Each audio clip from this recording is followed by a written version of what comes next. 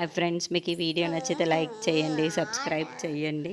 వరలక్ష్మి కోర్టుకు వచ్చి పిల్లల్ని విష్ణు గారికి అప్పజెప్పేస్తూ ఉంటుంది.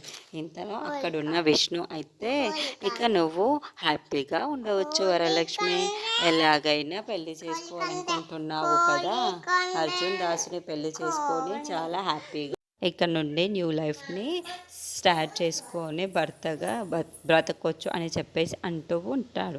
ఆ మాటలు వినగానే అక్కడున్న వరలక్ష్మి అయితే ఒక్కసారిగా షాక్ అయిపోతూ ఉంటుంది. ఏంటి, నేను ఎప్పుడు అర్జున్ దాస్ని పెళ్లి చేసుకోవాలనుకున్నాను అని చెప్పేసి అనుకుంటూ ఉంటుంది.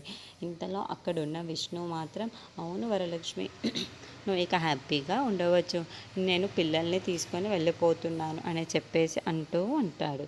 ఇంతలో అక్కడున్న లాయర్ అయితే ఇద్దరు పిల్లల్ని తీసుకొని వచ్చి, అవును వరలక్ష్మి, నువ్వు ఇక హ్యాపీగా ఉండవచ్చు, నేను పిల్లల్ని తీసుకొని వెళ్ళిపోతున్నాను అని చెప్పేసి అంటూ ఉంటాడు.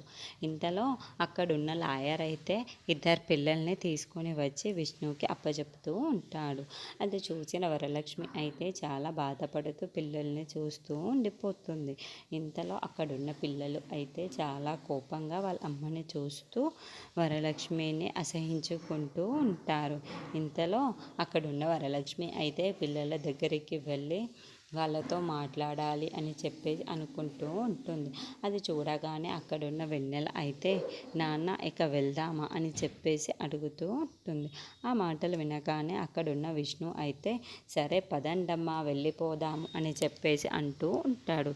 ఇంతలో అక్కడున్న వరలక్ష్మి అయితే అది చూడగానే చాలా బాధపడిపోతూ ఉంటుంది. ఏంటి, పిల్లలు నన్ను వదిలి వెళ్ళిపోతున్నారా అని చెప్పేసి చాలా బాధపడుతూ ఉంటుంది. అక్కడ ఉన్న పిల్లలు మాత్రం, మా అమ్మ మమ్మల్ని వద్దనుకున్న తర్వాత మేము ఇక్కడ ఎందుకు ఉండాలి చెప్పు, పదండి నాన్న వెళ్ళిపోదాము అని చెప్పేసి అనుకుంటూ వెళ్ళిపోతూ ఉంటారు. ఇంతలో అక్కడున్న విష్ణు మాత్రం వరలక్ష్మిని పట్టించుకోకుండా పిల్లల్ని తీసుకొని వెళ్ళిపోతూ ఉంటాడు. అది చూడగానే అక్కడున్న వరలక్ష్మి అయితే చాలా బాధపడుతూ ఉంటుంది.